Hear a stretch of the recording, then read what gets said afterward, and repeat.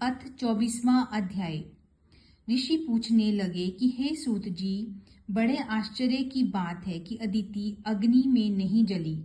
तब सूत जी ने कहा, इसमें आश्चर्य की कोई बात नहीं। जिन भगवान के स्मरण मात्र से सब संकट दूर हो जाते हैं, उनका ध्यान करने वाले भक्त को कौन नष्ट कर सकता है। जब अग्नि शांत हो गई, तब चक्र सुदर्शन धारण करने वाले भगवान विष्णु स्वयं अदिति के सामने प्रकट हो गए और कहने लगे कि हे देव माता, तुम्हारे इस कठिन तप से हम अत्यंत प्रसन्न हैं, इसलिए वरदान मांगो, तुम्हारा कल्याण होगा।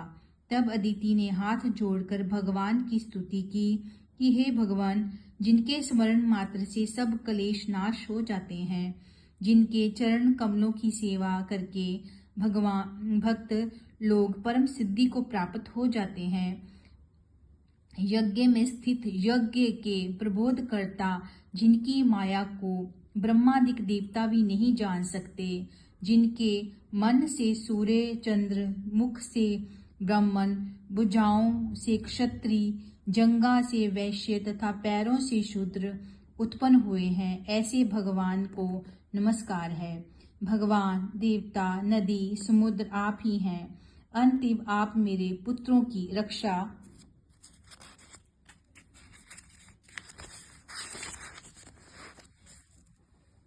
कीजिए। हे भगवान, आप अंतर्यामी हैं, सभी कुछ जानते हैं। अंतिम मेरे पुत्रों को अकंटक राज्य दीजिए।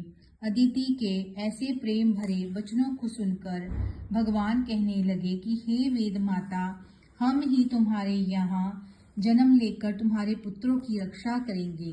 अंतिम अदिति कहने लगी कि हे भगवान, जो संपूर्ण सृष्टि को धारण करने वाले हैं, जिनके रोम रोम में ब्रह्मांड समाया हुआ है, उनको मैं कैसे धारण कर सकूंगी। भगवान कहने लगे कि हे अदिति, माता पिता, गुरु, अतिथि तथा ब्राह्मणों की जो सेवा करते हैं, वे सदैव तुमको मुझको धारण करते हैं।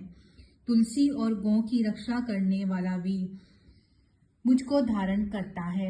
अंतिम मैं तुम्हारा पुत्र होकर शत्रु कुल का नाश करूंगा। ये कह और अपने कंठ की माला देकर भगवान अंतर ध्यान हो गए। इसके पश्चात दक्ष की कन्या अर्थात देव माता अदिति भगवान को नमस्कार करके अपने आश्रम को चली गई। समय पाकर अदिति ने शंख, चक्र, गदा, पद्म तथा कमंडल धारण किए हुए हजारों सूर्य के समान तेज वाले कमल नयन पीतांबरधारी मुनियों द्वारा स्तुति किए गए दैत्यों के नाशकर्ता, भक्तों के